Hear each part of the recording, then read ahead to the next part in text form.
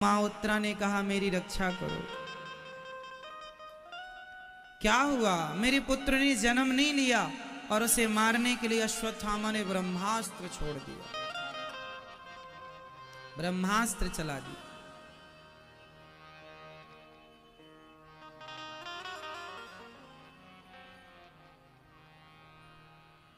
प्रभु रक्षा कीजिए। भगवान ने कहा ठीक है। उत्तरा के गर्भ में भगवान छोटा सा रूप बनाकर प्रवेश करते हैं और उत्तरा के गर्भ की रक्षा। भगवान कभी गर्भ में जाते नहीं, पर आज भक्त परीक्षित के लिए, आज भगवान भक्त के लिए गर्भ में चले गए और जाकर भगवान ने रक्षा की। जो भगवान कर सकते हैं वो तो करते हैं। भगवान तो सब कर सकते हैं, पर फिर भी एक मर्यादा में भगवान भी बंधे हैं। इसलिए उत्तरा के गर्भ की भगवान ने रक्षा की। अब भगवान जाने लगे द्वारिका। तब माता कुंती ने भगवान से कहा, कृष्णाय वासुदेवाय देवकी नंदनाय च नंद गोप कुमाराय गोविंदाय नमो नमः। हे श्याम सुंदर, हे देवकी पुत्र, मैं आपके चरणों में आज आपकी स्तुति कर रही हूँ। नमः पंकजनाभाय नमः पंकजमालिने नमः पंकजनेत्राय नमस्ते पंकजांघ्रये। हे प्रभु, जिनकी नाभि कमल में, जिनकी नाभि से ब्रह्मा का प्राकट्य हुआ, जिनकी आंखें कमल की तरह सुंदर कटीली हैं, जो पतित पावन करुणा निधान है, ऐसे भगवान को मैं, ऐसे श्री कृष्ण की प्रभु आपको मैं बारंबार नमस्कार करती हूँ। भगवान ने कहा, माँ मैं आपका बेटा हूँ, क्यों मुझे नमस्कार कर रही हो? कुंती बुआ बोली, यही तो तुमने माया फैला रखी है, समझने ही नहीं देते हो कि तुम कौन हो। जो तुम्हें जरा सा जानना चाहे मुस्कुरा कर माया से उसे भुला देते हो। अरे भगवान खुद नहीं चाहते कि हमें कोई जाने, है ना? जान वही पाता है जैसे भगवान जनाना चाहते हैं, सोई जाने जे देहु जने। आज मां कुंती ने कहा, कन्हैया मैं आपसे कुछ मांगूंगी, क्या दोगे? हाँ बुआ मैं आपको दूंगा। कुंती बुआ ने पहली बार भगवान से कुछ मांगा है। क्या मांगा? विपदः विपदः सन्तु नः शश्वत् तत्र तत्र जगद्गुरो भवतो दर्शनम यत् स्यात् अपुनर्भव दर्शनम। हे प्रभु, हमें विपत्ति दे दीजिए। माता कुंती ने विपत्ति क्यों मांगी भगवान से? दुख क्यों मांगा भगवान से? क्योंकि जीवन में जब जब सुख आता है तब तब भगवान भूल जाते हैं, और जब जब विपत्ति आती है तब तब भगवान की याद ज्यादा आती है। इसलिए सुख नहीं मांगा, दुख मांगा। सुख में, ऐसे सुख में पत्थर पड़े जो कृष्ण हृदय से जाएं, बलिहारी व दुख की जो पल पल नाम जपाए। हमें सुख नहीं गोविंद, हमें दुख चाहिए। चलो बताओ, भगवान से माता कुंती ने दुख क्यों मांगा? बैठे बैठे क्यों? कि भगवान को हम याद ज्यादा कब करते हैं? दुख में सुमिरन सब करें, सुख में करें न कोई। जो सुख में सुमिरन करें, सो दुख काहे को होय।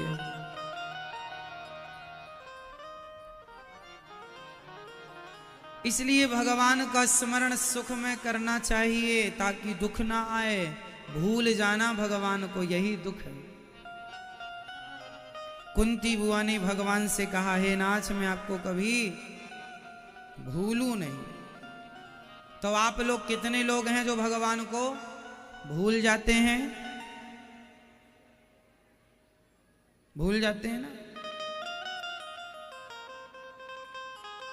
काम धाम व्यस्तता जिम्मेदारियां इतनी हैं कि भगवान क्या होते हैं, क्या होते हैं मेरी माँ? भूल जाते हैं। और क्या करना है? भगवान को कभी भुलाना नहीं है। कुंती बुआ ने कहा, मुझे कौरवों ने लाक्षागृह में बंद करके मारना चाहा मेरे 5 बच्चों को, वो विपत्ति ना होती तो आप दर्शन देने ना आते गोविंद। भरी सभा में मेरी बहू मेरी द्रौपदी की लाज लूटनी चाहिए, वो विपत्ति ना होती तो आप ना आते। मुझे विपत्ति में आपका दर्शन बार बार हुआ है, और जब से सुखी भई हूं मेरे बेटे राजा बने हैं, आप तो भूल ही गए। इसलिए सुख मत दो, दुख दो। इसी बहाने आपका दर्शन हमें बार बार होगा। द्रौपदी पर विपत्ति आई, भरी सभा में जब साड़ी खींची तब द्रौपदी ने पुकारा। क्या कहा? कहाँ जा छिपे हो प्यारे कन्हैया, यहाँ लाज मेरी लूटी जा रही है। दुशासन के हाथों तेरी द्रौपदी की सभा बीच साड़ी खींची जा रही है। कहाँ जा छिपे हो प्यारे कन्हैया, यहाँ लाज मेरी लूटी जा रही है। कहाँ जा छिपे हो? जिन्होंने कभी मेरी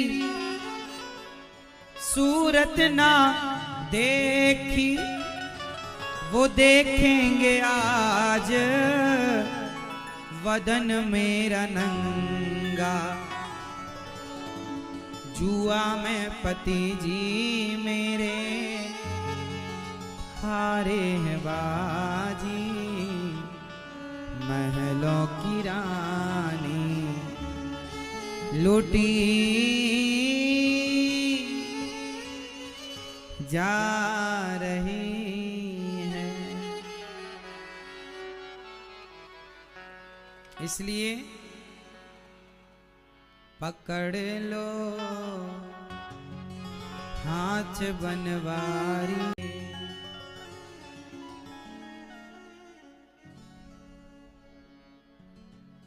क्या बताएं,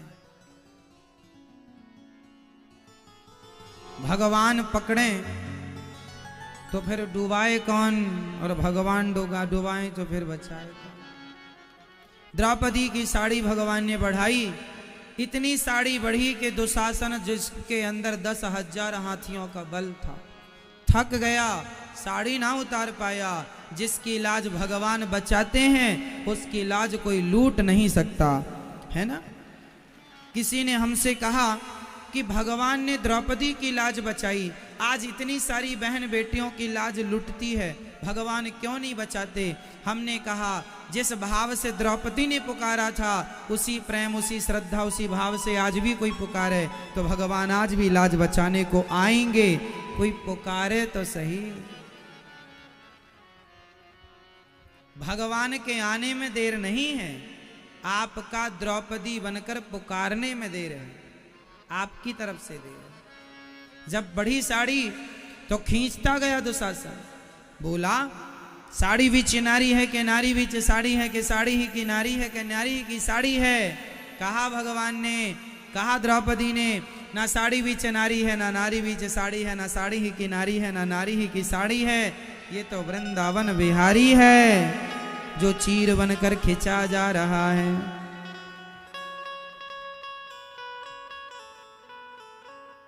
इसलिए भरोसे भगवान के रहना सीख। किसके भरोसे रहोगे?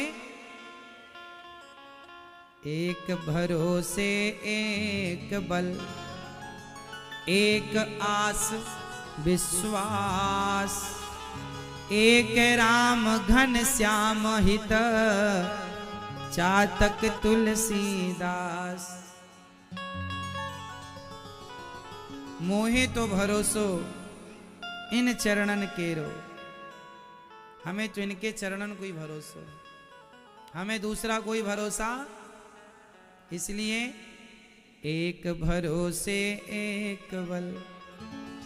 जगत पर भरोसा ना करना मेरी माँ, जब जब करना अपने जगन्नाथ पर भरोसा करना मेरे नाथ। भगवान पे भरोसा, गौरी गोपाल भगवान पे भरोसा, बिहारी जी पे भरोसा, और कोई भरोसा।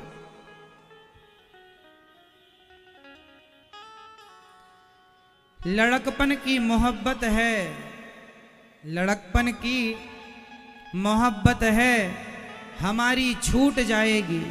लड़कपन की मोहब्बत है हमारी छूट जाएगी। लड़कपन की मोहब्बत है हमारी छूट जाएगी। लगी ना नग जड़ी चूड़ी जो एक दिन टूट जाएगी। क्या बताएं साहब, हमारे शरीर में ना हीरा लगा है, ना सोना लगा है, ना चांदी लगा है, ना मोटी मोटी सरिया लगी हैं। आपके बनाया, आपका बनाया घर आपसे ज्यादा उम्र का होता है। आपकी उम्र 100 साल की है और आपने घर बनाया अच्छे से, तो वो घर 200-300 साल तक चलेगा। यदि तरीके से बनाया तो कम से कम 100-125 साल तो कहीं नहीं जाना उससे। अब पुराने किले तो सैकड़ों साल हो गए खड़े हैं। तो कहने का अर्थ है कि लड़कपन की मोहब्बत है हमारी छूट जाएगी। ये दुनिया की मोहब्बत है साहब, पत्नी पति परिवार धन दौलत की, छूट जाएगी। लगी ना नग जड़ी चूड़ी जो एक दिन टूट जाएगी। बस ये शरीर वैसे ही टूट जाएगा जैसे शीशा, जैसे चूड़ी, माताओं के हाथों की चूड़ी टूट जाती है। जीवन भी टूटने के लिए बना है। जब तक हो मस्त रहो, खुश रहो, गोविंद को याद करते रहो, बहुत आराम से जीवन जियो, सादगी से जीवन जियो। माता कुंती ने भगवान से विपत्ति मांगी। भगवान ने कहा मैं ये नहीं दे सकता विपत्ति, आप कुछ और मांगो। माँ ने कहा आप मुझे ये वचन दो कि मैं आपको कभी भूलूं नहीं। ठीक है, सदा भगवान को याद करती रहूं, ऐसा मांगा माता कुंती ने। ठीक, इसके बाद अब भगवान द्वारिका जाने की तैयारी कर रहे थे। माँ ने रोका है। कुंती माँ ने कहा हमारे लिए रुक जाओ, भगवान आज अपने भक्त का ध्यान कर रहे हैं। अर्जुन ने कहा प्रभु आपका ध्यान सब करते हैं, आप किसका ध्यान कर रहे हैं? भगवान बोले मैं अपने भक्त भीष्म पितामह का ध्यान कर रहा हूं। आज हम भीष्म पितामह का, भगवान, ये भीष्म पितामह कोई सामान्य नहीं है, भगवान है। भगवान के परम भक्त हैं पितामह भीष्म।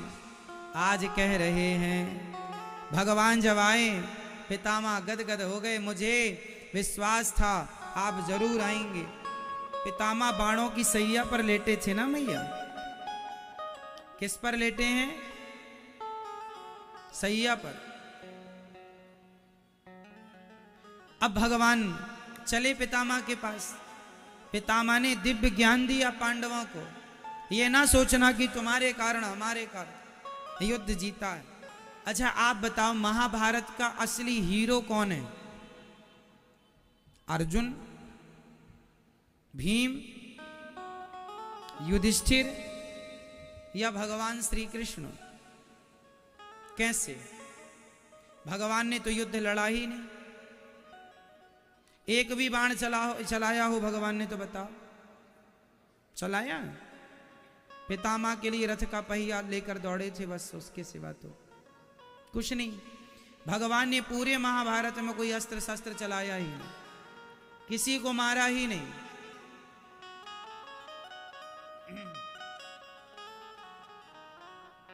वो भगवान है, बिना किए वो सब करते हैं, और सब करते हुए भी वो कुछ नहीं करते। भगवान है साहब। इसलिए महाभारत का युद्ध जब हुआ, अर्जुन के बाणों में इतनी ताकत थोड़ी थी कि पितामह की छाती को छल नहीं कर सके। भगवान की कृपा थी। जीवन में जब आप कुछ करें तो ये ना सोचना कि हमने किया, हमने नहीं, हमारे संग भगवान की कृपा थी, इसलिए वो काम हो गया। बिना कृपा के कहां। इसलिए हर कार्य में भगवान की कृपा का अनुभव करना चाहिए। करते हो तुम कन्हैया, मेरा नाम हो रहा है, मेरा आपकी कृपा से। पितामह ने कहा, इतिमति रूप कल्पिता वितृष्णा भगवती सात्वत पुंगवे विभूम्नि। हे प्रभु, मैं अपनी मति को आपके चरणों में, अपनी बुद्धि को आपके चरणों में समर्पित कर रहा हूं। मुझे स्वीकार कर लीजिए। पितामह ने अपनी बुद्धि भगवान के चरणों में अंतिम समय में समर्पित की है। अपनी मति को, अपनी बुद्धि को समर्पित कर दिया। आप लोग भी पितामह की तरह मरने के पहले पितामह ने अपना मन ठीक कर लिया। अच्छा बताओ, पितामह को बाणों की सैया पर क्यों लेटना पड़ा? कौन बताएगा? मैया बताएंगे। पितामह भीष्म को आप जानती हैं? मैया बोलो। मेरी माँ भीष्म पितामह को आप जानती हैं? हाँ? जानती? बोलो। मेरी माँ जानती हो आप भीष्म पितामह को? हाँ बोलो, ना बोलो। जानती हो तो हाँ, नहीं जानती हो तो ना। भीष्म पितामह को आप जानती हो मैया? नहीं? नहीं। नाम सुना है कभी भीष्म पितामह का? कौन थे? आप बताओ। भीष्म पितामह को आप जानते हैं? अच्छे आदमी थे कि बुरे आदमी थे भीष्म पितामह? बोलो। भीष्म पितामह अच्छे आदमी थे? अच्छे थे कि बुरे थे? जोर से। हाँ? अच्छे थे ना? पर अच्छे आदमी से भी गलतियां होती हैं।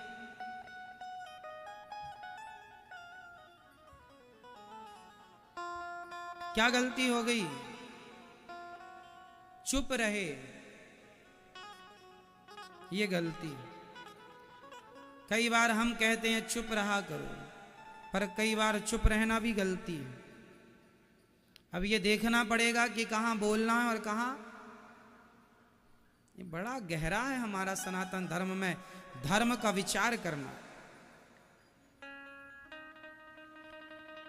काश पितामह भीष्म ने खड़े होकर दुशासन के बालों को पकड़कर 2 थप्पड़ मार दिया होता।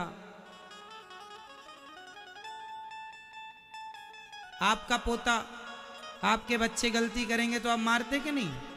और इतनी बड़ी गलती कि खानदान की कुल की बहू के कपड़े उतार रहे हैं बड़ी सभा में। इतनी बड़ी गलती में तो आप में से कोई सामान्य आदमी भी होता तो अपने पोते को 2-4 लातें जमा ही देते आप लोग। हाँ या ना? बोलो हाँ या ना? पितामह ने नहीं मारा, नहीं मारा, क्योंकि पितामह बड़ा लाड़ प्यार करते थे। मेरा दुर्योधन, मेरा दुशासन। ये ज्यादा लाड़ प्यार करने से भी औलादें बिगड़ जाती हैं। ज्यादा लाड़ प्यार, समय पे लाड़ करो, प्यार करो, पर गलती पर डांटना फटकारना ना छोड़ो, वरना आपका बेटा दुर्योधन ना हो जाए। पितामह चुप रहे, इसलिए बाणों की सैया में लेटना पड़ा। कर्म दंड तो पितामह भीष्म जैसों को भोगना पड़ता है। कहा जाता है पितामह भीष्म ने कुछ जन्म पहले एक सांप को कांटों के ढेर में फेंक दिया था। चुभ गए कांटे, तड़प तड़प कर मर गया। इनको बाणों के ढेर में लेटना पड़ा। हिसाब बराबर। कर्म दंड भोगना पड़ेगा। आज का किया 10 जन्म बाद भी भोगना पड़ सकता है, और आज का किया आज भी। हर आदमी अपना भाग्य लेकर पैदा होता है। जैसे आपके मोबाइल में मेमोरी कार्ड होता है, उसमें हर चीज ऑलरेडी है। आपने गाने डाले हैं तो गाने हैं, पिक्चर डाली है पिक्चर है, जो भी आपने उसमें सेव कर रखा सब कुछ उसमें है। उसी तरह आपका जो भाग्य है उसमें सब ऑलरेडी फीड होता है। आपने तब क्या किया था पिछला सब फीड है, कहीं डिलीट नहीं हुआ। उसी का हिसाब आज भोग रहे हो आप लोग, अच्छे का अच्छा, बुरे का बुरा। पितामह को बाणों की सैया पर लेटना पड़ा, इसलिए कि द्रौपदी की साड़ी खींचते हुए देखी है। आप लोग भी चुप ना रहा करो। जहां बोलने से काम हो, बोल करके विरोध करो उस चीज का जो गलत है। माँ डांटे तो चुप रहो, बाप डांटे तो चुप रहो, पत्नी गुस्से में है तो चुप रहो, पति गुस्से में है चुप रहो। पर किसी के साथ अत्याचार हो रहा है फिर भी आप चुप हैं, ये पाप है। अत्याचार देखना, अत्याचार करना, बर्दाश्त करना पाप है। आपकी पत्नी पर अत्याचार हो रहा है, आपकी मां कर रही है और आप देख रहे हैं, चुप हैं तो भी पाप है। आपकी पत्नी आपकी मां पर अत्याचार कर रही है, आप देख रहे हैं कि मेरी औरत मेरी मां पर अत्याचार कर रही है, फिर भी देखकर चुप हैं, बहुत बड़े पापी हैं आप। कोई हो, पत्नी हो, मां हो, गलत करे तो रोकिए। बेटा हो गलत करे तो रोकिए, भाई हो गलत करे तो रोकिए, गलत का साथ ना दीजिए। चलो एक सवाल करता हूं इतिहास का। मैया सो रही हो मेरी मां? अच्छा सुनो, कर्ण का नाम तो सुना होगा आप लोगों ने। मैया आप जानती हो कर्ण को? नहीं? ये बताओ आप किसको जानती हो, हम उसी के बारे में पूछेंगे आपसे। ना कर्ण को जानती हो ना पितामह को। भगवान श्री कृष्ण को तो जानती हो?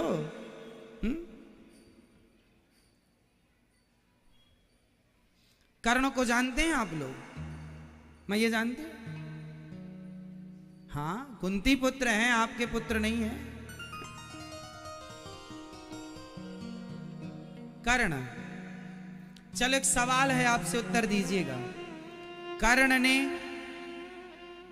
ये जानकर कि पांडव मेरे छोटे भाई हैं, ये जानकर कि मैं कुंती पुत्र हूं, कर्ण ने कौरवों का साथ दिया। बताइए कर्ण ने कौरवों का साथ देकर सही किया कि गलत किया? उत्तर दीजिए। कर्ण ने कौरवों का साथ देकर, दुर्योधन का साथ देकर सही किया, राइट या रॉन्ग? सही किया या गलत किया? क्या किया? जोर से सही किया? हाँ या ना? सही किया? यदि सही किया तो कैसे और गलत किया तो कैसे, ये सिद्ध करके बताना पड़ेगा। सही और गलत दो ही ऑप्शन है, या तो आप सही कहो या तो गलत कहो। लेकिन कह देने से पर्याप्त नहीं होगा, ये सिद्ध करना पड़ेगा कि कर्ण ने पांडवों का साथ नहीं दिया तो इसमें क्या सही था और क्या गलत था, और दुर्योधन का साथ दिया तो क्या सही था और क्या गलत था।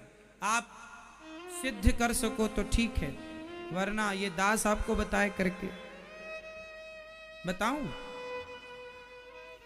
दुर्योधन ने, कर्ण ने कौरवों का साथ देकर, फिर बोल दो सही किया कि गलत किया?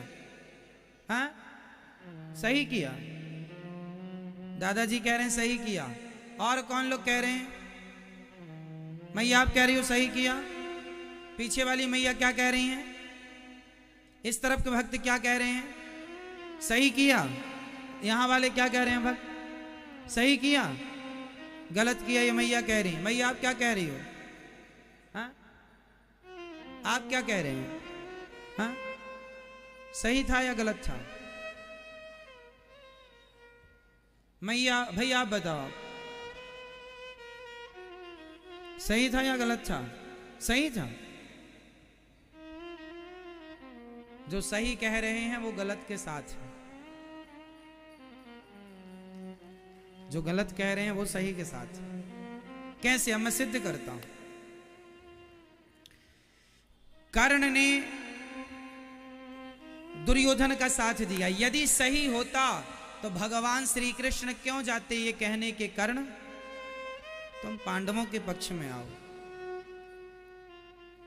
दुर्योधन दुष्ट था। भरी सभा में जो आदमी किसी महिला का अपमान करे, उस आदमी का साथ देना सही कैसे हो सकता है? ये तो विचार करो। जो आदमी दुष्ट है, जो आदमी गलत है, जो अपने बाप की नहीं सुनता, पितामह की नहीं सुनता, भरी समाज में नारी का अपमान कपड़े उतार कर करता है, उस आदमी का साथ देना किस एंगल से सही है भाई? किस हिसाब से सही है?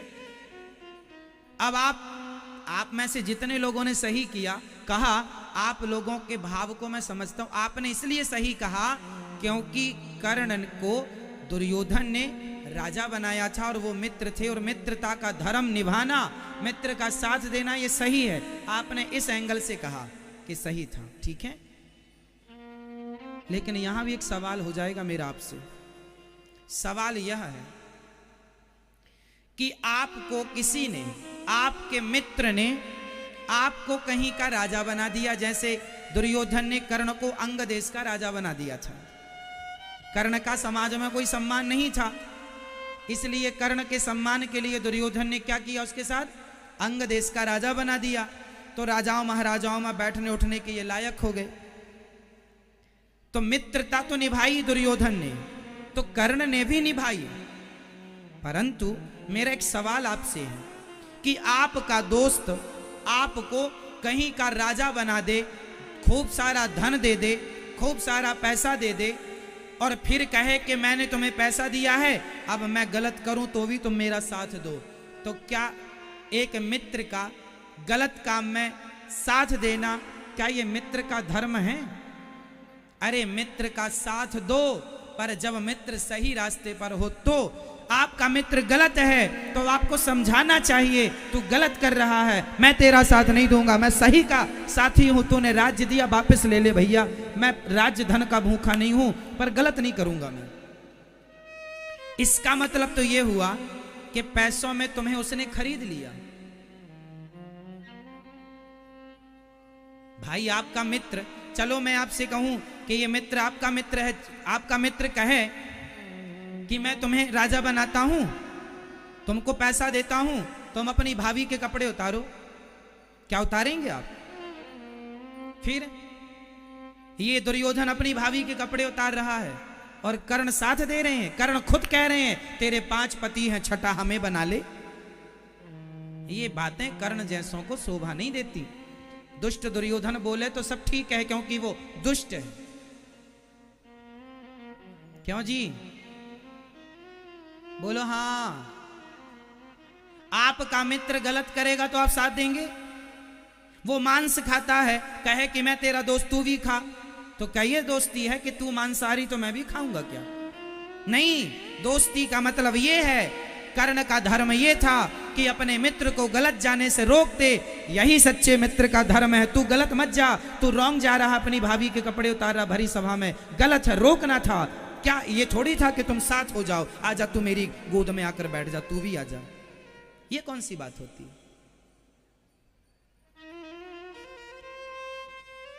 धर्म का निर्णय करना सरल नहीं है साहब। धर्म का निर्णय करना इतना भी सरल नहीं है। कर्ण गलत थे, दुर्योधन का साथ देकर उन्होंने अच्छा नहीं, या फिर कर्ण कह देते ना मैं पांडवों की तरफ से लड़ूंगा ना मैं। जैसे विदुर जी ने महाभारत में कोई लड़ाई नहीं लड़ी, ना पांडवों के पक्ष से ना कौरवों के पक्ष से। भाई एक तरफ मेरी दोस्ती है, एक तरफ धर्म है। कर्ण को पता था कि पांडव सही हैं। अच्छा बताओ, महाभारत में कौन सही था कौन गलत था? पांडव सही थे या गलत थे? बोलो जोर से। कौरव सही थे गलत थे? यदि कर्ण को पता था कि ये गलत है, ये पता था कि ये पांडव सही है, तो तुम एक काम करते ना, तुम दोनों से अलग हो जाते। भाई हम नहीं लड़ेंगे युद्ध, क्योंकि हम एक का साथ देंगे तो गलत होगा। एक तरफ दोस्ती है, एक तरफ धर्म है। अब धर्म और दोस्ती साथ आ जाए तो किसे बचाना धर्म है बताओ? धर्म और दोस्ती, अब दोनों में से एक को चुनना है, किसे चुने? जोर से लो, आप सही जवाब दे रहे हैं, धर्म को। तो धर्म पांडवों के पक्ष में था।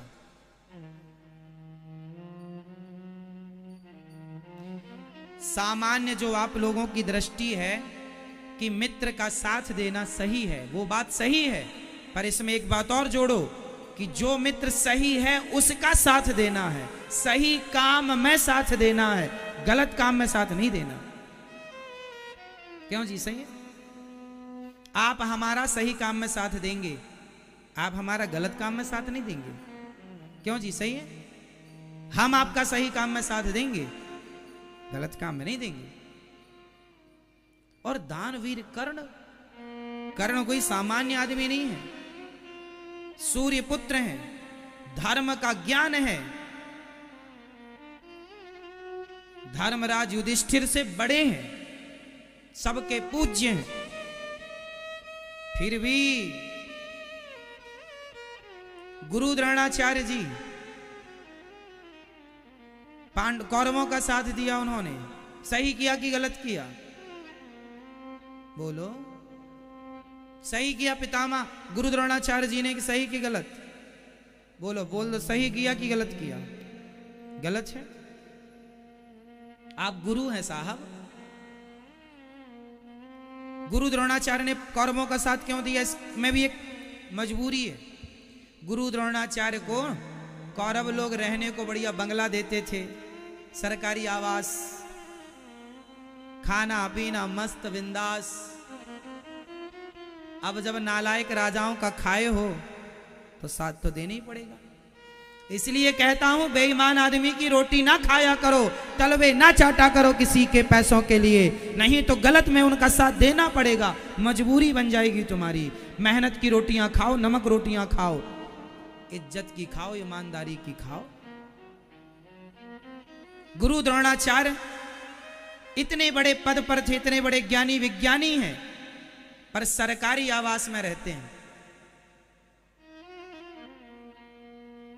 उस समय राजा थे ना धृतराष्ट्र, तो राजा के राज्य में सबके लिए बंगला मिलता था। जैसे आज हमारे देश में सांसदों को सबको एक एक बंगला मिलता है, मंत्रियों को विशेष व्यवस्थाएं मिलती हैं। उस जमाने के पावरफुल लोग थे, सरकारी सुविधाएं मिल रही थी। अब सरकार का खाएंगे तो सरकार भले गलत हो साथ तो देना पड़ेगा। इसलिए बेईमानी का ना खाया करो, सरकार का भी नहीं खाना चाहिए, बुद्धि भ्रष्ट हो जाती है। इसलिए कल हमने समझाया आपको, जैसा खाओ अन्न वैसा रहे दुष्ट दुर्योधन की रोटियां जिन जिन ने खाई हैं सबकी बुद्धि बिगड़ गई। और की तो छोड़ो, पितामह भीष्म खुद, ये बात हम नहीं कह रहे हैं, पितामह भीष्म कह रहे हैं। जब बाणों की सैया पर पड़े थे ना, आज पितामह बोले अर्जुन बुरा मत करना, बुरा मत देखना, पाप ना करना। द्रौपदी हंस पड़ी, वाह पितामह, भरी सभा में मेरी साड़ी खिंच रही थी, चुपचाप सबसे आगे आप बैठे देख रहे थे, कह रहे हो मेरे पतियों को बुरा ना देखो, तो आपने क्यों देखा? आपने क्यों नहीं बोला?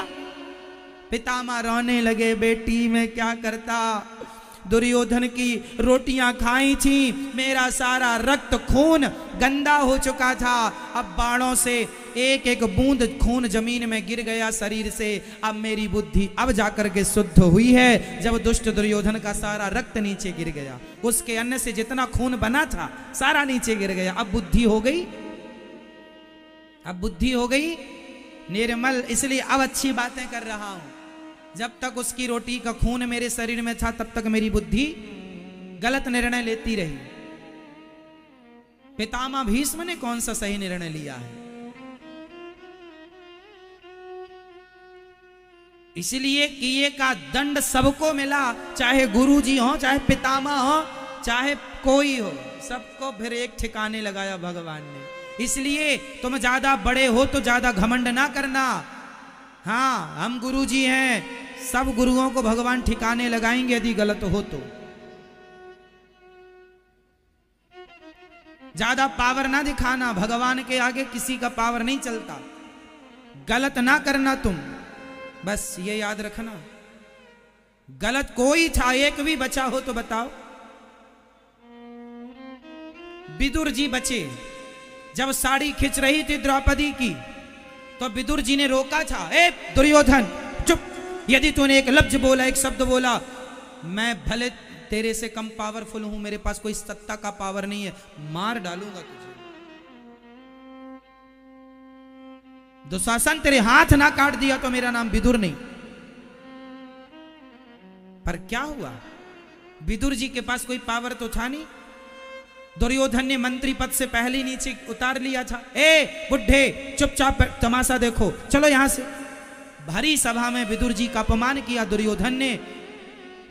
विदुर जी ने सोचा यदि मैं द्रौपदी को बचा नहीं सकता तो मैं इसके अपमान को देखूंगा नहीं। विदुर जी चुपचाप सभा से निकलकर चले गए। या तो बचाओ या तो उस अपमान को अपनी आंखों से मत देखो। पितामह ने नहीं बचाया और देखा बराबर है, गुरु द्रोणाचार्य ने नहीं बचाया, देखा बराबर है, इसलिए सबको कड़ी सजा मिली। भगवान के यहां कोई गुरु घंटाल नहीं होता, भगवान के यहां तो केवल न्याय होता। गलत करोगे तो गलत, सही करोगे सही। वहां सत्य को सत्य कहा जाएगा, वहां झूठ को सत्य ना कहा जाएगा और ना सत्य को झूठ कहा जाएगा। लाख आंख से देख रहा है तुझे देखने वाला, सच की खेती कर ले चतुर नर, समय गुजरता जाता, मेरे मालिक की दुकान में सब लोगों का खाता, बचेगा कोई नहीं। मेरी मां, ओ मेरी पंचायती मैया, मैया होगी पंचायत, सुन लो। इसलिए विदुर जी बच गए। विदुर जी के यहां भगवान गए, छिलकों का भोग लगाया है, क्योंकि विदुर जी ने सत्य के लिए आवाज उठाई थी। अरे नहीं चली कोई बात नहीं, पर उठाया, बोला ना मैं पावरफुल नहीं हूं, कोई बात नहीं, पर सत्य के लिए खड़ा तो हूं, इतना पर्याप्त है। जटायु ने माता सीता की रक्षा भले करने में सफल ना हो पाए, पर सेवा करने का, रक्षा करने का संकल्प बनाकर दौड़े तो इसलिए आज सदियां युग बीत गए, पर जटायु का नाम सम्मान से लिया जाता है, जबकि वो एक पक्षी है। क्योंकि धर्म के लिए, न्याय के लिए कदम तो बढ़ाए। सुग्रीव से 1 करोड़ गुना अच्छे थे जटायु जी। सुग्रीव तमाशा देखता रहा, आगे ना बढ़ा, पर जटायु पक्षी होकर बढ़े तो सही। माता सीता की रक्षा के लिए जब रावण लेकर जा रहा था, माना कि आपके पास बल कम है, पर जितना उसका तो यूज कीजिए, उसका तो प्रयोग कीजिए। जितना अक्कल, जितना ज्ञान ईश्वर ने दिया उसका तो सदुपयोग कीजिए, सही कीजिए, गलत ना कीजिए। इसलिए सारे ठिकाने लगाए भगवान ने, चाहे गुरु द्रोणाचार्य हो, चाहे पितामह भीष्म हो, अंत में पितामह ने सदगति। तो इसलिए मैं फिर दोहरा रहा हूं, गलत आदमी की रोटियां ना खा लेना। दुर्योधन की रोटियां खा खा के कर्ण की बुद्धि भी बिगड़ गई थी, पितामह भीष्म की भी बिगड़ गई, गुरु द्रोणाचार्य की भी बिगड़ गई। इसलिए गलत आदमी की रोटियां ना खाना, बेईमान के घर भोजन नहीं करना चाहिए, आपके अंदर भी बेईमानी आएगी। ईमानदारी की रोटियां खाओ, मेहनत करो, खाओ। हमें आपके चोरी नहीं करना, ठगना नहीं है, लूटना नहीं है, बेईमानी भ्रष्टाचार नहीं करना। मेहनत की रोटियां खाओ साहब, सबको यही मिलेगा दंड। ईश्वर के घर देर है, देर है। बोलो मेरी मां, क्या है? God mills grind slow but sure. ईश्वर की चक्की चलती है, थोड़ा धीरे धीरे आटा गेहूं पीसती है, पीसेगी जरूर,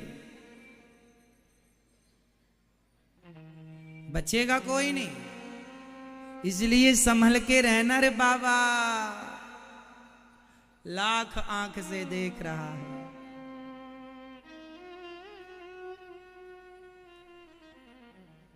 पितामह चरणों में गिरे भगवान ने, पितामह पर, पितामह भक्त थे, भगवान ने कृपा की और पितामह की सदगति, भगवत दर्शन करते करते पितामह की सदगति हुई।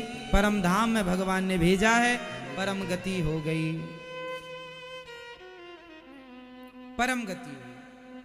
अब भगवान द्वारिका जाने लगे, जहां उनका बहुत स्वागत हुआ।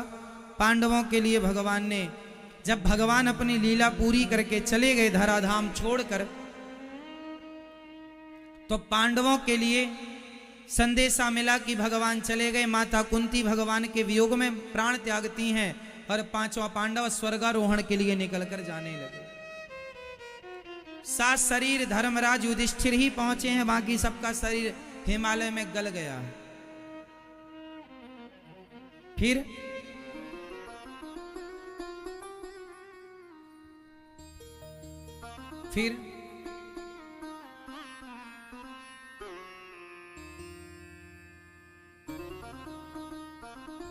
भगवान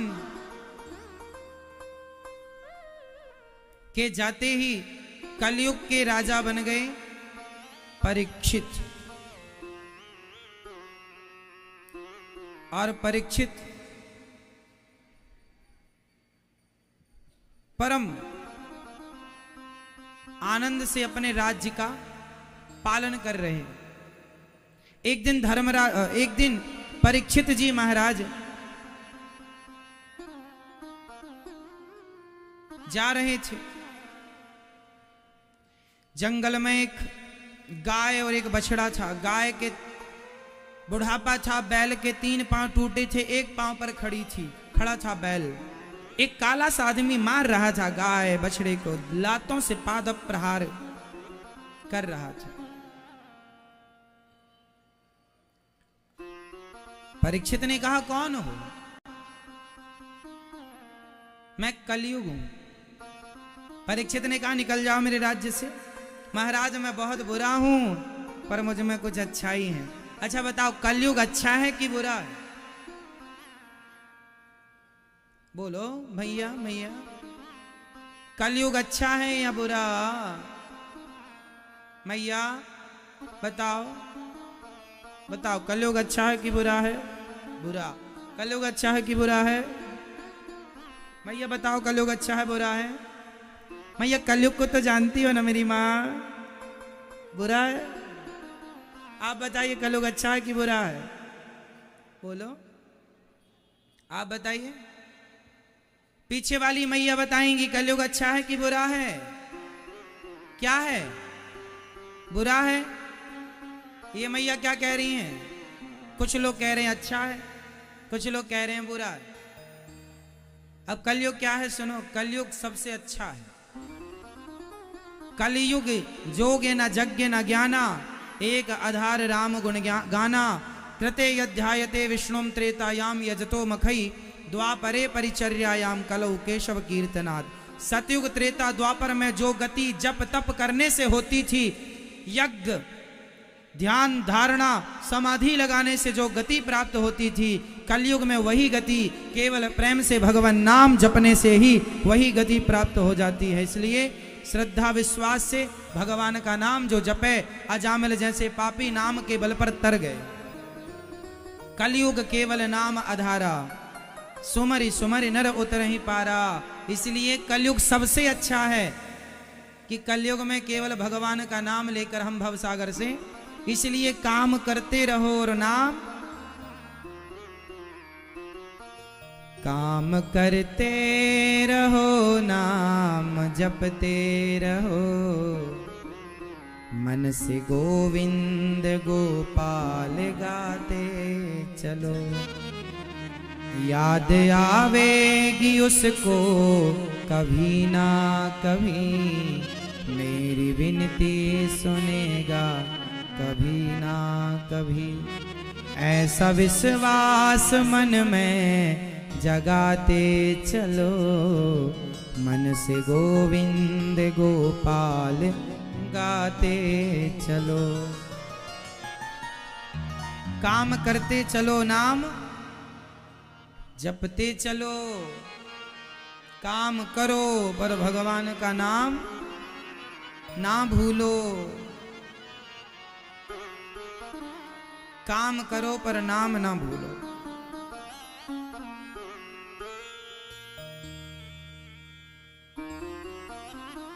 इसलिए कलयुग अच्छा है। बस कलयुग में 4 चीजों से बच गए तो कलयुग सबसे अच्छा है, और 4 में 1 में उलझ गए तो सत्यानाश हो जाएगा। वो 4 चीजें कौन कौन सी? कलयुग कहां कहां रहता है, 4 चीजों से आपको सदा बचना है। वो 4 कौन है, जरा सुनिएगा। कलयुग का पहला स्थान है द्यूतम, मतलब जुआ। जुआ खेलोगे तो वही हाल होगा जो जुआ खेल के कौरवों का हुआ। कौरवों ने क्या खेला था? क्या खेला था? आप बताइए, क्या खेला था कौरवों ने? जुआ खेला, क्या परिणाम हुआ? सर्वनाश। पांडवों ने जुआ खेला तो 12 साल का वनवास, 1 वर्ष का अज्ञातवास, भरी सभा में पत्नी की साड़ी उतरी, किसके कारण? जुआ। और खेल लो जुआ। धर्मराज युधिष्ठिर जी महाराज, आपको भी क्या सूझा है? आप भी जुआ खेलने बैठ गए। अब यहां एक सवाल आप कर सकते हैं कि धर्मराज युधिष्ठिर ने जुआ क्यों खेला? जुआ खेलना तो गलत होता है, तो जुआ क्यों खेला? ऐसा था ना, पहले समय पे ना एक राजा को दूसरे राजा की चुनौती स्वीकार करनी पड़ती थी, और पहले के राजा जुआ खेल के भी बाजी जीतते थे। तो अब ये जुआ खेलने का कहा किसने था? धृतराष्ट्र ने कहा, अरे युधिष्ठिर, हमारे बेटे की इच्छा है, जरा उसके संग थोड़ा जुआ खेल लो। वो जुआ हो रहा था ऐसे ही खेल खिलौने वाला, पर शकुनी ने, दुर्योधन ने चाल चली, बोले नहीं, जब हो ही रहा है तो दाव लगेगा, नहीं तो जुआ ऐसे ही खेलते थे। जैसे आप लोग भी कई बार खेल खेलने लगते हैं ऐसे ही। अब किसने कहा? बड़े पिताजी ने। बड़े पिताजी मीन्स धृतराष्ट्र ने। अब बड़े बाप की आज्ञा भला धर्मराज युधिष्ठिर जैसे बेटा कैसे टाल दे? कभी आज्ञा टाली नहीं, तो ये आज्ञा भी नहीं टाली, इसलिए खेलना पड़ा। खेला युधिष्ठिर ने, इसलिए 12 साल का दंड मिला वनवास का। कोई भी खेलेगा दंड मिलेगा। कौरवों ने तो जुआ में छल किया, इसलिए सर्वनाश हो गया। पांडवों ने छल नहीं किया, इसलिए 12 साल में ही ठीक हो गया सब। 13 साल पर भोगना पड़ा। आप लोग जुआ खेलते हैं तो वनवास जाने को तैयार हो जाइएगा। क्योंकि जुआ खेलने वालों का सब बिक जाता है, बनवासी जाना पड़ेगा दर दर की ठोकर। आप खेलते तो नहीं है जुआ? आप में से कितने लोग जुआ खेलते हैं? ताश, आजकल तो मोबाइल पर ऐप के द्वारा भी लोग खेल रहे हैं, रमी इत्यादि मोबाइल पर कितने फंक्शन आते हैं, वो ऐप आते हैं, डाउनलोड करके बड़े बड़े हीरो हीरोइन लोग उस ऐप का प्रमोशन कर रहे हैं, प्रचार कर रहे हैं। देखो जुआ खिलाने का बढ़ावा दे रहे हैं वो लोग। हम कह रहे हैं मत खेलना, वो लोग बढ़ावा दे रहे हैं। कितना बिगड़ रहा है हमारा देश, हाँ या ना? इसलिए आप में से कितने लोग जुआ खेलते हैं? मोबाइल पर हो या ताश हो, पत्तों से कितने लोग खेलते? हाथ उठाओ जो खेलते हैं। आप खेलते हैं ताश? आप खेलते हैं? आप पीछे दादाजी खेलते हैं? आप? कोई कह रहा था मंदिर में बैठ के आप ही खेलते हैं, मंदिरों में बैठ बैठ के आप खेलते हैं जुआ? बच्चों को भी मत खेलने दीजिएगा, अपने दोस्तों को भी मत खेलने दीजिएगा। यदि आप उनका भला चाहते हैं तो जुआ जो खेलेगा क्या होगा? उसका सर्वनाश। द्यूतम पानम। कलयुग का दूसरा ठिकाना क्या है? शराब। जहां शराब होगी वहां सर्वनाश होगा। कितनों के घर उजड़ गए, कितने बिगड़ गए, किससे? शराब से। आप में से कोई पीता है शराब? दादाजी आप पीते हैं शराब? आप पीते हो भैया? सही बताना, पीते हैं? कभी कभी तो पीते हैं। नहीं आप नहीं, आपके बगल में पीते हैं? हाँ कभी कभी तो ले लेते हैं। हम नहीं पीते, महाराज जी कोई दे देता है, फोकट की ले लेते हैं। कभी कभी, कभी कभी भी क्यों पीना? कभी कभी भी क्यों पीना भाई? शराब पीने से आपका कुछ लाभ नहीं है। शराब पीने वालों की इज्जत भी कोई ज्यादा अच्छी नहीं है, पर आजकल फैशन बन गया। आजकल कोई शराब ना पिए तो उसे ऐसी समझा, अरे कुछ नहीं जानता है ना? क्या जमाना आ गया। बुरे लोग बुरा करें, शराब पीने वालों को आजकल अच्छा समझा जाता है, पढ़ा लिखा माना जाता है, और ना पीने वाले को टपोरी माना, अरे कुछ नहीं जानता, ऐसी टपोरी है, सीधा साधा।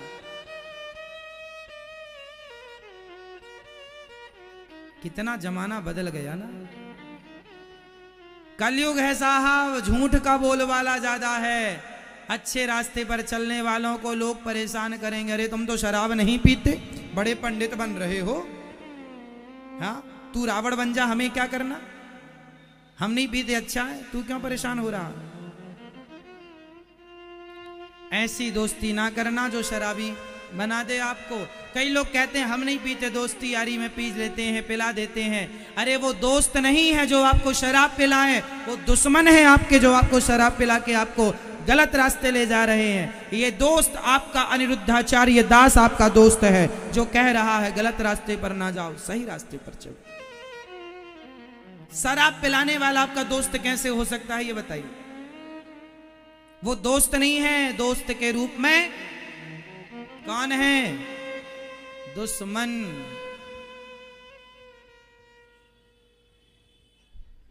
शराब ना पीना साहब, वरना विनाश हो जाएगा।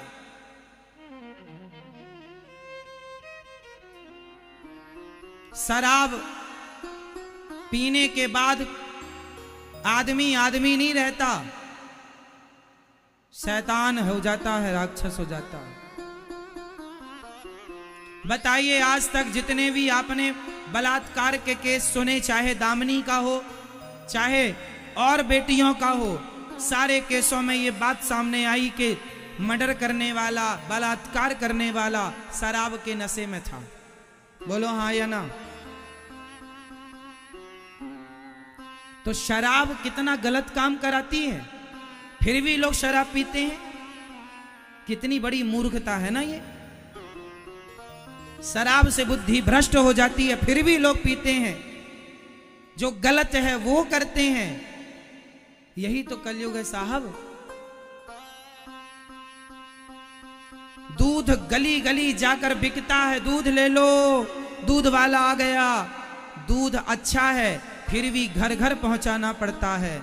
शराब बुरी है, उसे घर घर नहीं, लोग खुद उसे आकर के खरीद कर घर घर ले जाते हैं, उसके लिए लाइन लगाते हैं। बुराई। बादाम क्या रुपए किलो बिक रही है बाजार में, जरा बताओ। 1000 रुपए किलो, 800 रुपए किलो, 1500 रुपए किलो। अच्छी क्वालिटी की यही तो होगा, क्यों मेरी माँ? बादाम 1000 रुपए किलो है और गुटका दाने दाने में केसर कदम गुटका 10,000 रुपए किलो है। इतना सा आता है 10-20 रुपए का, जरा सा 2 खुराक का। लेकिन आदमी बादाम नहीं खाता जिससे ताकत मिलनी है, जिससे शरीर स्वस्थ रहेगा। 10,000 रुपए किलो का गुटखा खाएगा जो सत्यानाश कर रहा है, जो किडनी लीवर बिगाड़ रहा है, जो स्वास्थ्य बिगाड़ रहा है, जो कैंसर दे रहा है, उसे खाएगा। लेकिन बादाम नहीं खाएगा, एप्पल नहीं खाएगा, केला नहीं खाएगा, दूध नहीं पिएगा, घी नहीं खाएगा, पनीर नहीं खाएगा, दही नहीं पिएगा, छाछ नहीं पिएगा, गुटखा बराबर खाएगा। दिन भर भरा रहता है, जानवरों की तरफ पगुराता रहता है।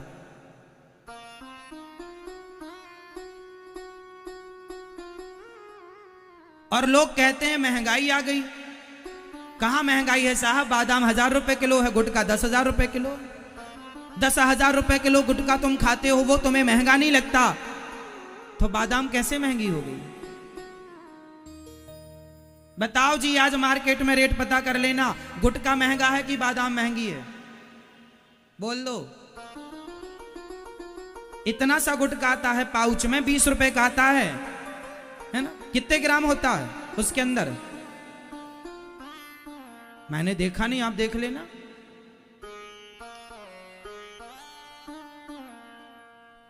इसलिए समझदारी गुटखा खाने में नहीं है साहब, समझदारी चाय पीने में नहीं है, दूध पीने में। समझदारी बक बक बोलने में नहीं है, चुपचाप भगवान का चिंतन करने में समझदारी है, उलझने में नहीं, सुलझने में समझदारी। बात मान लो।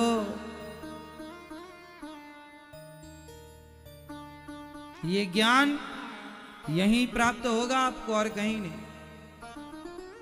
इसलिए कहता हूं, जीवन में अच्छा करो, अच्छे रास्ते पर चलो, अच्छे निर्णय लो, अच्छी चीजें खाओ, अच्छे रहो, अच्छे बनो। शराब ना पियो, मांस ना खाओ, गुटखा ना खाओ, तंबाकू ना खाओ, बीड़ी, अंगुल भर की बीड़ी साहब, आदमी अपने मुंह में आग लगाता है। कैसे कहें कि तुम समझदार हो? सिगरेट पीने वाला, बीड़ी पीने वाला, गांजा पीने वाला, चरस, अफीम इत्यादि खाने वाला, आप क्या कहते हैं वो समझदार है? जो बीड़ी गुटखा तंबाकू सिगरेट खाता पीता है, समझदार कहेंगे आप? कौन है वो? बोलो आप, कौन है वो? बेवकूफ है, अज्ञानी है। समझदार होता तो क्यों? अच्छा एक बात बताओ, गुटखा 20 रुपए का आता है या 10 रुपए का? भगवान जाने कितने का, 10-20 का ही आता होगा। गुटखा 10 रुपए का आता है। अब ये बताओ कि गुटखा ज्यादा कीमती है या शरीर ज्यादा कीमती है? जल्दी बोलो। शराब ज्यादा कीमती है या शरीर? शरीर, बोलो हाँ या ना। शरीर कीमती है, शरीर करोड़ों का है, शरीर अनमोल है। वो शरीर तुम 10 रुपए के गुटखे के लिए बिगाड़ रहे हो, 10-20 रुपए की शराब के लिए तुमने अपना सारा किडनी लीवर बिगाड़ कर मर गए समय के पहले। बेवकूफ नहीं तो क्या हो तुम? 2 कौड़ी की शराब के लिए अनमोल शरीर गवा दिया। शराब के बदले शरीर चला गया। इनके मरने में कोई रोता भी नहीं होगा। क्या रोए? तुम्हें अक्ल होती तो तुम ये गलत काम ही क्यों करते? शराब पी पी के मर गया आदमी। समझदार मरा। ऐसे ना मर जाना कुत्ते की मौत आप लोग। यही कुत्ते की मौत होती है। सारी जिंदगी गुटखा खाया, बाद में कैंसर हो गया। यहां छेद करते हैं डॉक्टर, यहां से हवा जाती है अंदर, कैंसर हो जाता है। बोलो हाँ या ना? एक आदमी मिला मुझे जिसके यहां पर नली पड़ी हुई थी। ये पूरा गाल वाल सब हटा दिया था, खराब हो गया था, बिल्कुल ऐसा मुंह जरा सा हो गया था, ना खा पाया ना कुछ। खाने के लिए अलग से नली पड़ी थी, लिक्विड पी सकता है, खा नहीं सकता। मैंने कहा साहब ये हालत कैसे बना ली? रोने लगे, महाराज हमने खूब गुटखा खाया खाया खाया।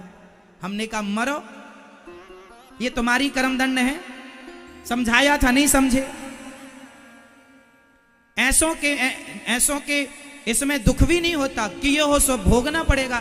कोई अच्छी चीज है गुटखा खाना, क्यों खाते हो साहब? कैंसर हो जाएगा तो रोते फिरोगे।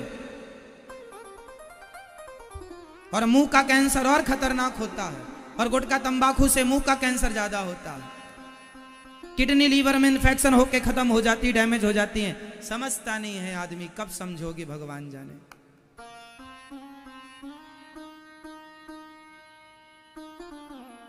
सही काम करो। क्यों अनमोल तेरा जीवन यूं ही गवा रहा है? किस ओर तेरी मंजिल, किस ओर जा रहा? भगवान ने अनमोल शरीर बार बार ना देंगे। भगवान एक बार दिया है, सारे अच्छे काम कर लो और भगवान को प्राप्त कर लो। यही मानव तन की सार्थकता। अगली बार फिर मनुष्य बनोगे इसकी गारंटी नहीं है। बड़े भाग्य मानुष तन पावा, सुर दुर्लभ सदग्रंथ निगावा। बहुत भाग्य से मानव का तन मिलता है साहब। इसलिए आज के बाद कभी शराब ना पीना, गुटखा तंबाकू सिगरेट बीड़ी कुछ नहीं खाना, तो केवल भगवान का प्रसाद प्राप्त करना, चरणामृत पीना, प्रसाद खाना। हाँ बोलो हाँ। आप खाते हैं गुटखा तंबाकू? आप खाते हैं गुटखा तंबाकू? खाइए मत, हाथ जोड़ के विनती है हमारी। खाना है भगवान जी को भोग लगाकर प्रसाद पाओ। दाल चावल सब्जी रोटी मेवा मिष्ठान खीर पूड़ी रसमलाई रसगुल्ला इमरती बादाम काजू पिस्ता छुहारा। क्या बादाम इत्यादि हमारे देश में कितनी कुछ खाने की वैरायटियां, आप खा ही नहीं पाएंगे। इतना कुछ हमारे यहाँ खाने को है कि नहीं? हमारे देश में जितना खाने को है दुनिया में कहीं नहीं है। दुनिया में केवल सुअर का मांस है, हमारे यहाँ 56 भोग है। वो लोग क्या जाने सुअर का मांस खाने वाले कि हलवा का स्वाद क्या होता है। अब खाने लगे होंगे। हम भारतीयों की राज्य में तो खाएं, वरना वो तो रोटी बनाना भी नहीं जानते विदेशी लोग, है ना। आप विदेशियों से कह सकते हो तुमने बाप की राज में कभी हलवा खाया है? सुअर खाने वालों, हमें उपदेश करोगे? अरे हमने अपने बाप की राज में हलवा, हमारे यहाँ हलवा का भोग लगता है। हलवा हमारे यहाँ होता, विदेशों में हलवा नहीं होता। हमारे यहाँ के बनाने वाले समझाने वाले समझा दिए तो वो सीख गए बनाना, वरना वो लोग अरे विदेशी बड़े पढ़े लिखे, काय के पढ़े लिखे, रोटी बनाना नहीं आता, काय के पढ़े लिखे हैं। विदेशियों से रोटी बनानी नहीं आती, रोटी नहीं बनाते वो लोग। उनको दाल चावल सब्जी रोटी बनानी नहीं आती, पर हमारे अनपढ़ लड़की को दाल चावल सब्जी रोटी बिंदास बनानी आती है। हाँ या ना? इसलिए शिक्षित हमारा देश था, है, हम ही रहेंगे। दुनिया के लोग क्या जाने। हमारे यहाँ सबसे बड़ी शिक्षा, सब प्रकार का व्यंजन, अनेक प्रकार। हमारे यहाँ वेद पुराणों में व्यंजनों की व्याख्या है, ऐसे ये व्यंजन ऐसे बनता है। जगन्नाथ जी के यहाँ कितने प्रकार का व्यंजन ठाकुर जी को बनता अनादिकाल से, हाँ या ना? फिर इसलिए समझो, आप भारतीय हो, आपको मांस खाना शोभा नहीं देता।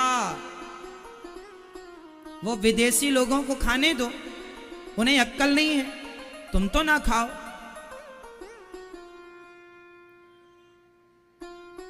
वो शराब पीते हैं, उन्हें पीने दो, तुम भारतीय हो, तुम तो ना पियो। भाई कोई आदमी गलत करेगा तो हम भी करेंगे, अरे वो कर रहे हैं, करें तो करें, हम क्यों करें? कलयुग का पहला ठिकाना जुआ, दूसरा ठिकाना शराब, तीसरा ठिकाना मांस, चौथा ठिकाना स्त्रियां, द्यूतम पानम स्त्रियां। जुआ, शराब, चरित्रहीनता तीसरा। चरित्रहीन मत बनना। जो आदमी गलत स्त्री से, जो आदमी किसी और स्त्री से संबंध बनाता है, जो स्त्री किसी और पुरुष से, पति को छोड़कर किसी और पर पुरुष से संबंध बनाती है, उसकी बुद्धि कलयुग भ्रष्ट कर देता है। उन लोगों का सर्वनाश हो जाता है जो पर नारी और पर पुरुष से टच में रहते हैं। इसलिए पराई नारी से बचिएगा, पर पुरुष से बचिएगा, वरना सर्वनाश होगा। रावण पराई नारी के चक्कर में पड़ गया, सर्वनाश हो गया कि नहीं? बोलो हाँ। आप लोग भी सावधान, अपनी इंद्रियों पर, अपने मन पर काबू करो। ऐसा भटकता हुआ मन, ऐसे मन को भटकने ना दो। बुढ़ापा आ रहा है, समझदार हो रहे हो, मैच्योर हो, बस कंट्रोल करो अपने मन को। अब बुढ़ापे में भी तुम्हारा मन भटकेगा तो कंट्रोल कब करोगे? अब तो मरने का समय है, अब तो करो कंट्रोल। अब नहीं करोगे तो कब करोगे? देख तो लिया संसार का सारा सुख, अब तो अंतिम पड़ाव में खड़े हो साहब। अब तो थोड़ा मन को ठीक कर लो, अब तो मन की चंचलता मिटाओ, अब तो भगवान में समर्पित करो, अब तो इच्छाएं कम करो, अपनी विषय वासना कम करो, चिंतन में ज्यादा ध्यान दो, भगवान के अच्छाई में ज्यादा ध्यान दो। स्त्रियां, पराई नारी से बचिएगा, वरना क्या होगा? बोल दो, सर्वनाश। द्यूतम पानम स्त्रिया, सूना, मांस खाने, मांस खाना भी पाप है। खाने को दाल चावल सब्जी। आप में से कितने लोग मांस खाते हैं? भैया आप मांस खाती हो? भैया आप नहीं? आप खाते हैं अंडा मुर्गी, मछली मुर्गी, बकरा बकरी? आप खाते हैं? दादाजी, मैया खाती हो मांस? कौन खाता है मांस? कोई नहीं खाता आप में से, अच्छी बात है। मांस ना खा। मैया आप खाती हो? आपसे पूछ रहे हैं मेरी मां। नहीं, मांस ना खाना, गति बिगड़ जाएगी। खाने के लिए दाल चावल सब्जी रोटी बनाई है भगवान ने, बढ़िया खा। कई लोग कहते हैं अरे दाल चावल में भी तो जी होता है, प्राण होते हैं। हम मूर्खों को कौन समझाए कि चावल में प्राण होते हैं, वो हमारे प्राणों को बचाने के लिए होते हैं। मुर्गी को आप पकड़ के मारते हैं, चीखती है, चिल्लाती है, खून बहता है। चावल को आप खाते हैं, उसका ना खून बहता है, ना चीखता है, ना चिल्लाता है। अरे वो तो हमारे खाने के लिए ईश्वर ने बनाया है, चावल दाल सब्जी रोटी। मुर्गी नहीं बनाया हमारे लिए खाने के लिए। मुर्गी भी कोई खाने की चीज होती है, मछली भी कोई खाने की चीज होती है। दाल चावल खाओ। पाप क्यों कर रहे हो? किसी की हत्या करना सही थोड़ी हो सकता है। कितना तड़पती है मछली मुर्गी। बकरे को आप मार डालते हैं, क्या सही है बकरे का सिर काट देना अपने स्वाद के लिए? कितना पाप करते हैं ना लोग अपने खाने पीने के लिए। राजा परीक्षित ने देखा कलयुग में 3 पांव टूट गए धर्म के, सत्य दया तब टूट गया। कलयुग में एक ही पांव है, केवल दान। ये न केन विधि कीने दान करे कल्याण। इस कलयुग में यदि आज धर्म बचा है तो केवल दान वीरों के बल पर धर्म कर्म बचा हुआ है, वरना सत्य दया तब तो चले गए।